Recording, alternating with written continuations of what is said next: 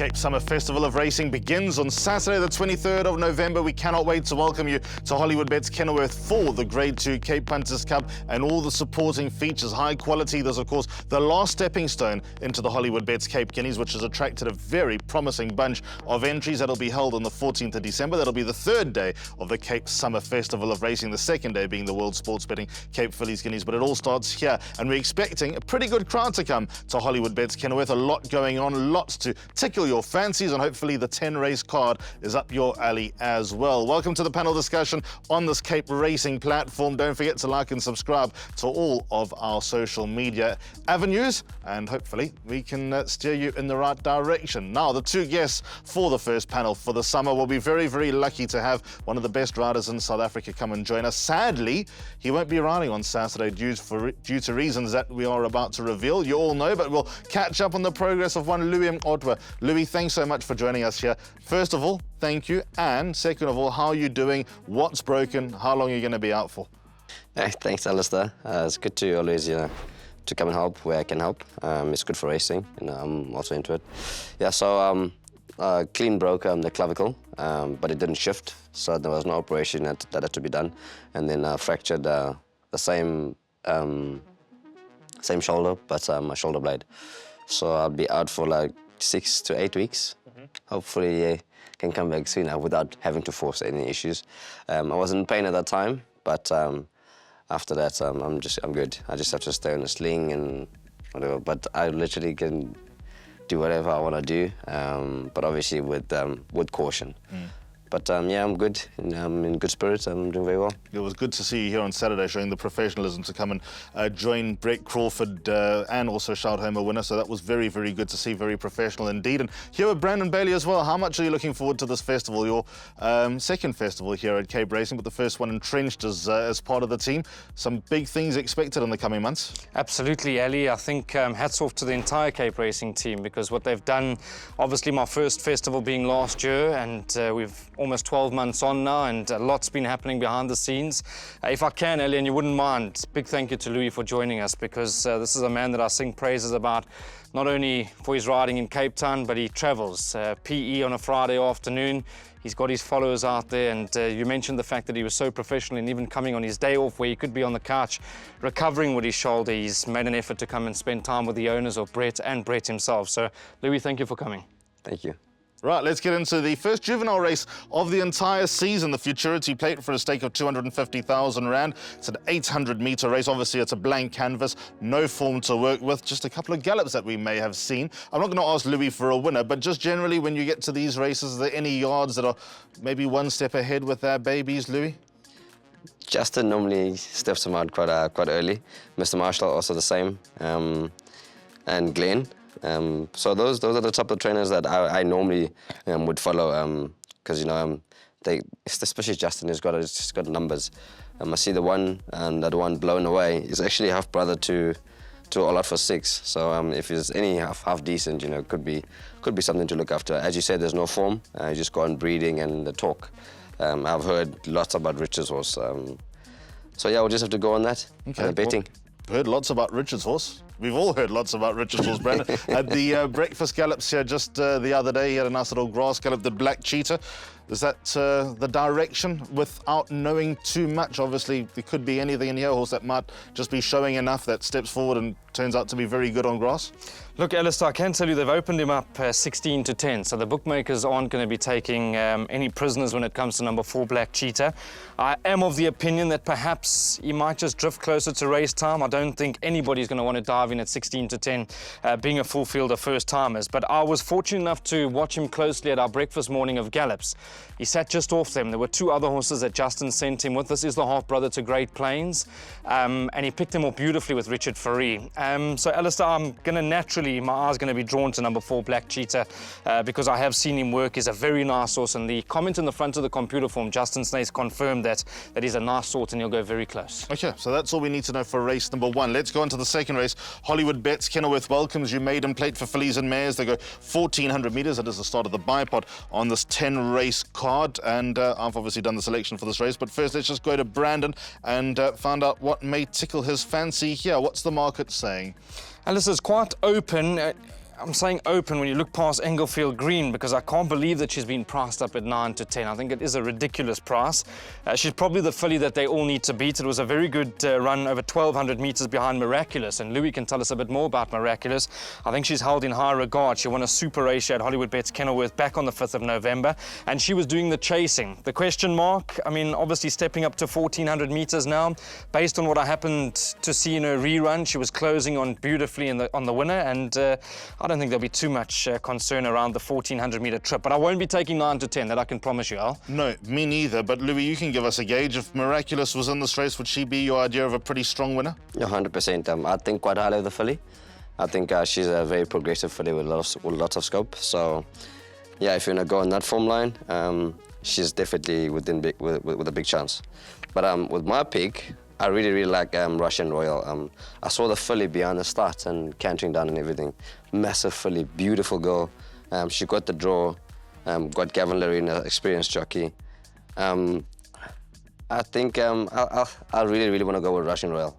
So that's my direction as well. Louis is 100% right. When she made her debut at Hollywoodbets Durbanville, she just had such presence. She was so imposing. She ran third to Yo Laka Dung. Might be a bit of a quiet formula, but she can only step forward. She's from the famous Mother Russia, Another Russia family. I think Tatiana, the mare, is a half-sister to Mother Russia. Could be a half-sister to Another Russia. But whatever the case may be, number 3, Russian Royal, will step forward significantly and from a good draw on the summer course as well for the first time in a while. I think that she is going to be right there. And I've backed her up at a boxed exacta with number 11, Sweet Conifer. Has got an awkward draw. In fact, Richard Ferree's got good draws all day except for number 11, Sweet Conifer. And I think she's, although a diminutive daughter of Canford Cliffs, she can show necessary improvement and get into the race as well. So yes, I'm bypassing the 9 to 10 favourite. Let's go on to race number 3. It's the first leg of the place accumulator off at 1:15. Cape Turf Club Maiden played for fillies and mares over 1,200 metres. Tuscan Romance, second. Louis going to be watching from the sidelines. What's been the story with her? Has it been bad draws? Has it just been better horses that may have just got her numbers? At a lack of confidence? Now she's going back down the straight for the first time in a while. What's hampered her from getting into the number 1 box so far? So her first 2 starts was down the straight. Obviously the first one she needed the experience, and the second one she bumped a very nice filly, Miss World. I think she's quite a decent filly. She's shown she's a decent filly. And then she went to a break and she came back and she needed the run. She had a decent draw that day, but she needed the run. And then after that, she just never had a good draw. We just had to use her, or when you try to take your medicine, you look at the race, it doesn't look so strong enough to be taking your medicine. You want to get stuck behind bad horses, and then you end up using it a little bit too much. And so we just opted to just bring her back to distance. She's still drawn bad, but at least it's down the straight. I think she'll be hard to impress. She's a decent filly, Master of My Fate. She's quite lanky, quite leggy still. I think she's got lots of growing to do. And obviously the confidence part also will, when she does find that winner's box, it'll boost her confidence very much. Brandon, is it Tuscan Romance's race to lose this? For me, Alistair, only 3 horses can win the race. I think we need to give big respect to the 16 to 10 favourite. That's the opening price. Remember, it is a pre-recorded show, so these prices are subject to change. The 5 from a distance, big respect, Alistair. She had no luck in running from a wide draw at Hollywoodbets Durbanville last time out. Form before that, I know they think the world of Polynomial. Good run to Artiste, is also a very decent filly trained by Brett Crawford. So with the blinkers fitted, now that she's back up the straights, I'm expecting her to go close. And then 7 Hope Chest. Alistair, this is one for the public they need to follow closely. She's a nice big daughter of What a Winter. She caught the eye behind Miraculous. In fact, Miraculous had to do the fetching. She hit the front at about the 300. And I've always said when she goes 14 a mile, you're going to see the best of number 7, Hope Chest. I've spoken to Albert Steyn often about her, and they think she's very decent. So include her into the play. And then you've spent a bit of time on Tuscan Romance. So she's got an undeniable chance. Her last 2 runs, Alistair, that run to Garden of Eden, they thought Garden of Eden was good enough to line up in the Grade 2 Western Cape Fillies Championship. I know she ran tailed off, but the fact that they put her there just shows you what they think of the filly. And then Goodness Gracious Me, I speak under correction, holds an entry into the World Sports Betting Fillies Guineas, which happens early in December. So 15 Tuscan Romance, now that she's back in trip, she's going to have a big chance with Cabello Matsanyana. And I want to throw in a horse, top 4, number 13, Blossoming Mind. When she goes a mile, she'll just about win. But top 4 here on Saturday. Now let's start off the pick six as the World Sports Betting Sophomore Sprinter listed feature over 1,200 metres. Race runs at 10-2, and it's a field of 7 that face the starters, some potentially promising 3-year-old sprinters. Obviously, Lion Rampart has proven himself, and there are quite a few here that still need to prove themselves. So, Brandon, I'm going to kick off with you here in race number 4. Do you have any direction? Is Lion Rampart likely to bounce back?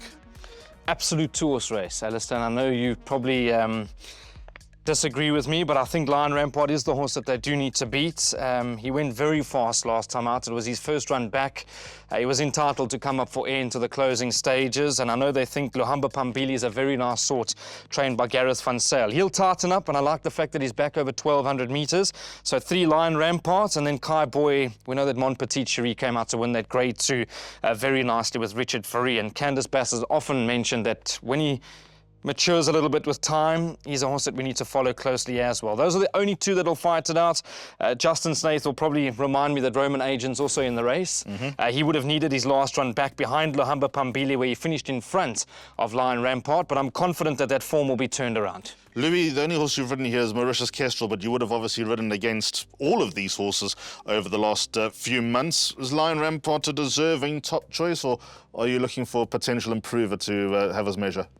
No, I have to agree. I think Lion Rampart has proven himself that he should be favourite in this race. They all have to beat him in this race.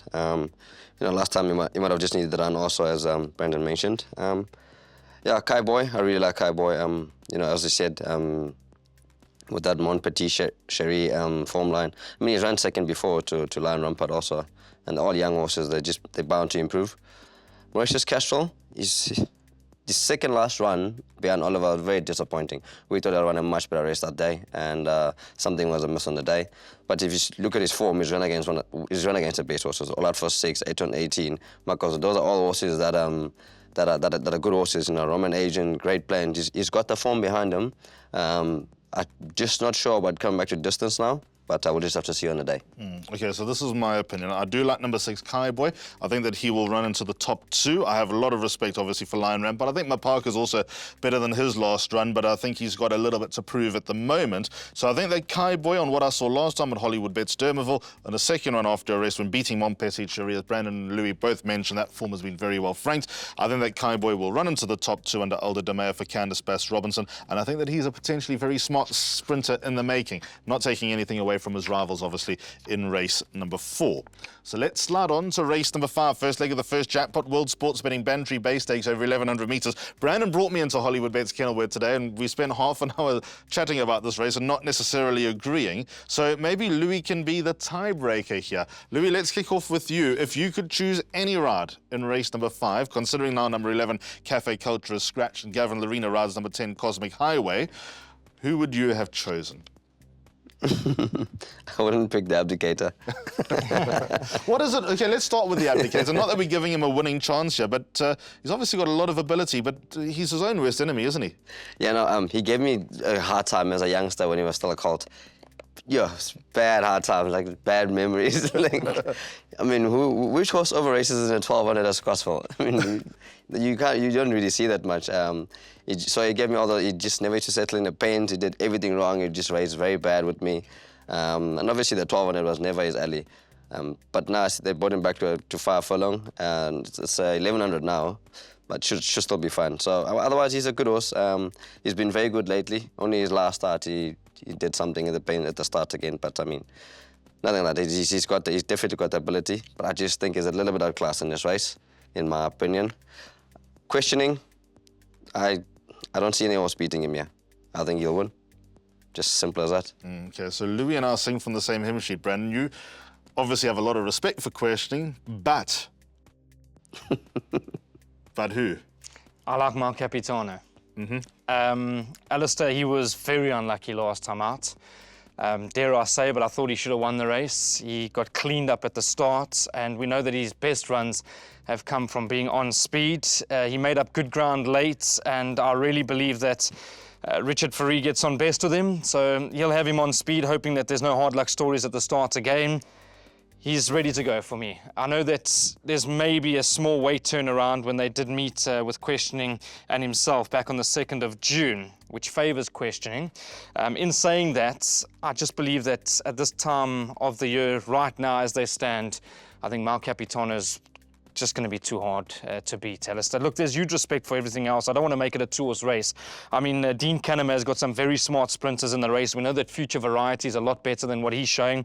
He's a magnificent looking son of Var. And then I thought Outlaw King showed signs of returning back to his form behind Raskova last time out. So in saying that, Alistair, if I was going to rush off and have a bet in race number 5, if I wasn't taking the jackpots, I would go back number 3, Mal Capitano.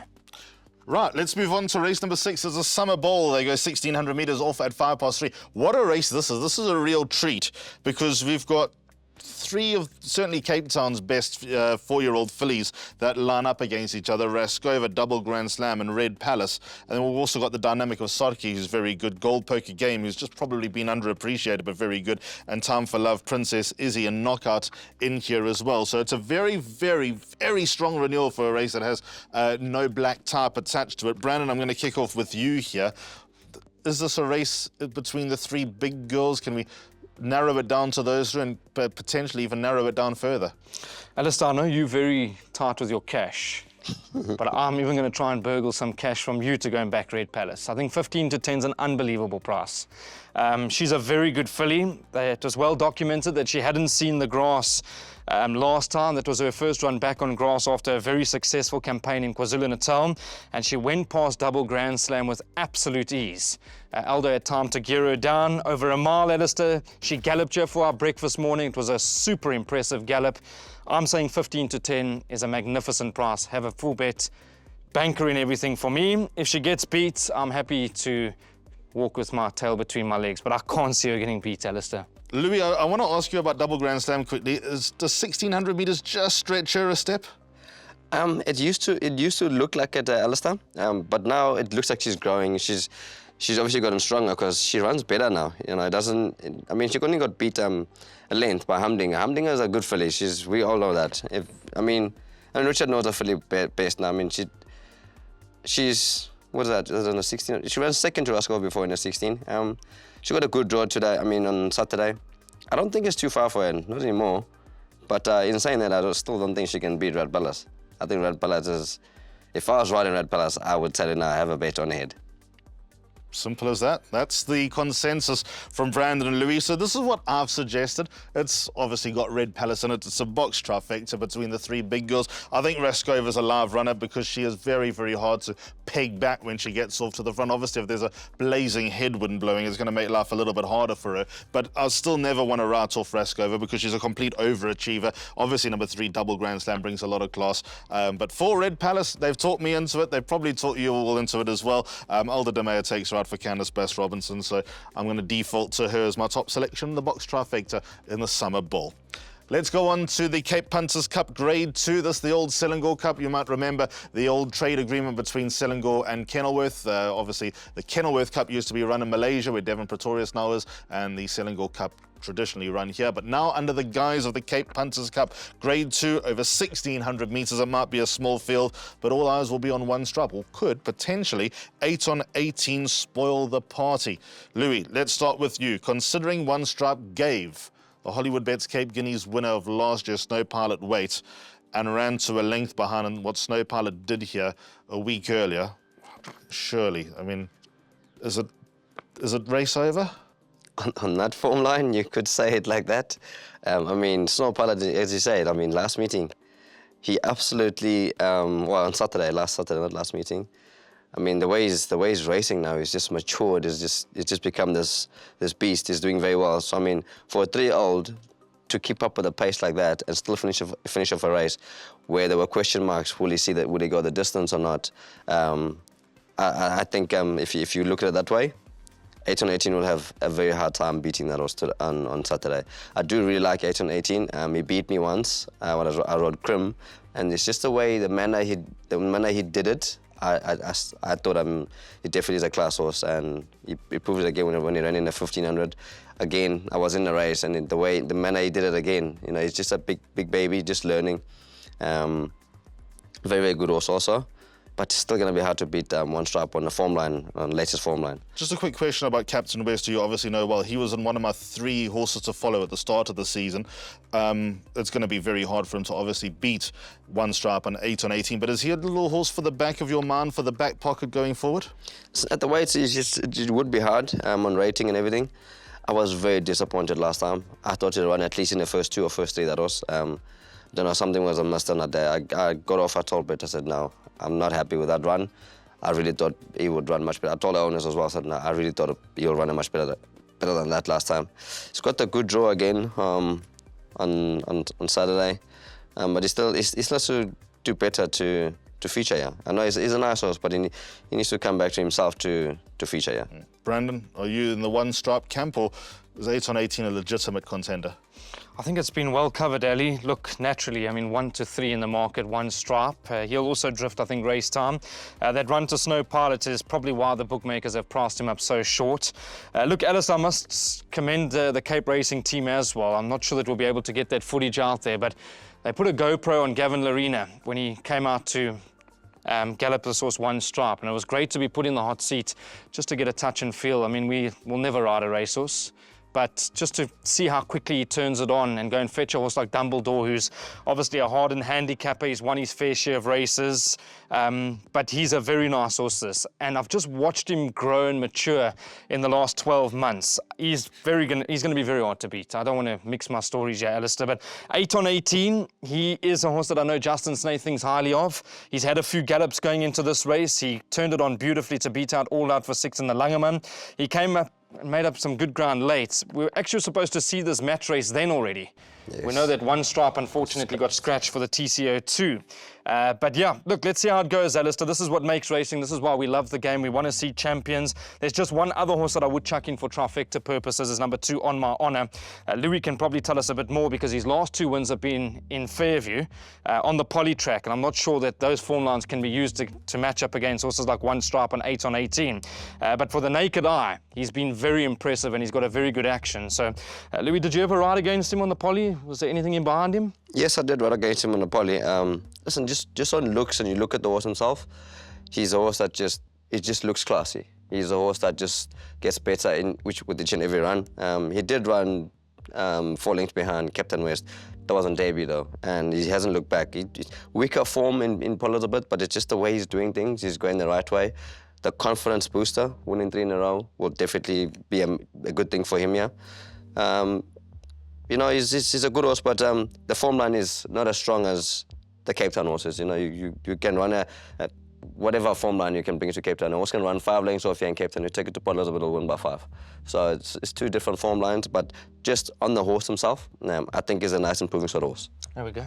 So, I'm happy with that, trifecta purposes. But match race for me, One Stripe, 8 on 18, On My Honor for 3rd. And a horse that we need to watch closely. Not now, but a very nice horse is Garrick's. I agree. I think there's a lot of horses for the back pocket here, but right now, also in the same camp, One Stripe from 8 on 18. Let's go on to the 8th race, Cape powered by Hollywoodbets, Class 4 over 1,400 metres. It probably looks quite a complex race, but I'm pretty strong in my opinion. Brandon, let's kick off with you. If you were to follow a horse in race 8, who would it be?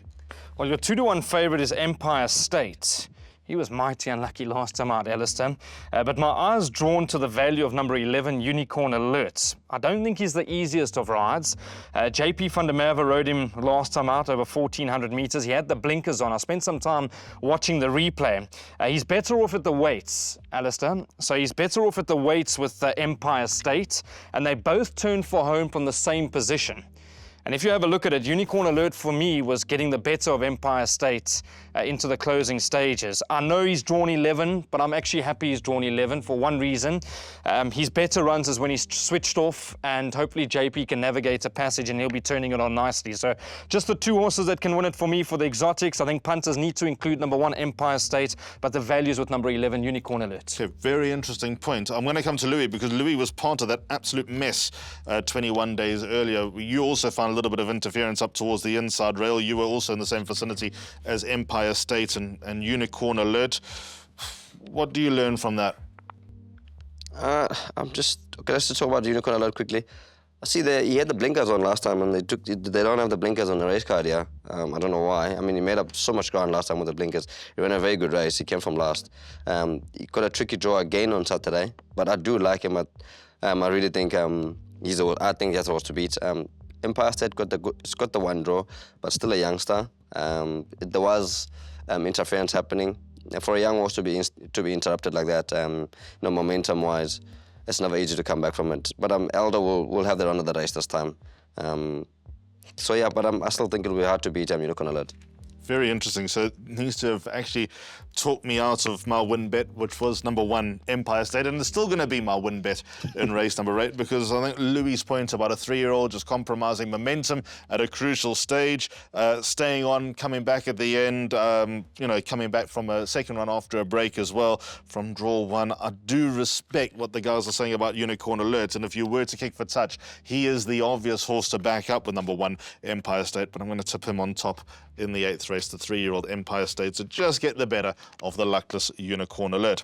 On to the 9th race. Not going to spend too much time on this. It's the Join the Action Cape Turf Club.co.za Open Maiden over 1,600 metres, the penultimate race on the card. And, there was a lot of talk for Express Yourself last time out, finishing 4th behind Zeitz.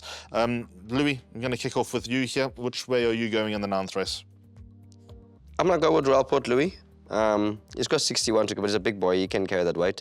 I don't see much in this race. I don't see much pace in the race. And he's a horse that likes to use his action.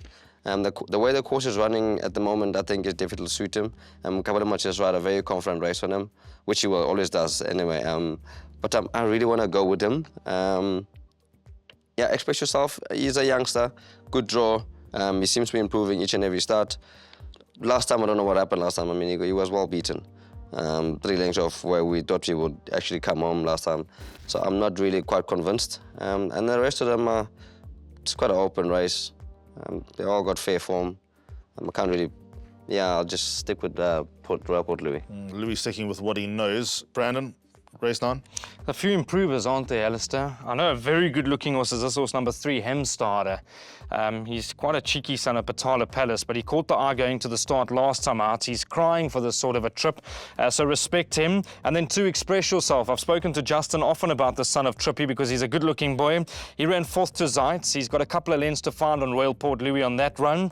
Let's see how he goes. But Alistair, it's very hard to be overly confident with anything. I'm not going to wax lyrical about Royal Port Louis. He ran a great race from the front end last time out, and then maybe even number 12, Future Frequency. He'll be doing his best work into the finish. If I was going to have a bet in race 9, Ellie, I'd probably go keep it simple, take the swing at 2 and 6. Okay. Then on to the 10th and last race, 25 past 5 for the Hollywoodbets Bright Future Open Maiden. They go 2,000 metres, a field of 11 to face the starter. Might not be the strongest maiden around. Just have a look at how the race is structured and all the weights. But I'm very, very keen on a horse, which I'll tell you about once Brandon and Louis have gone through it. I'm going to see if they can put me off. Brandon, how you read race 10?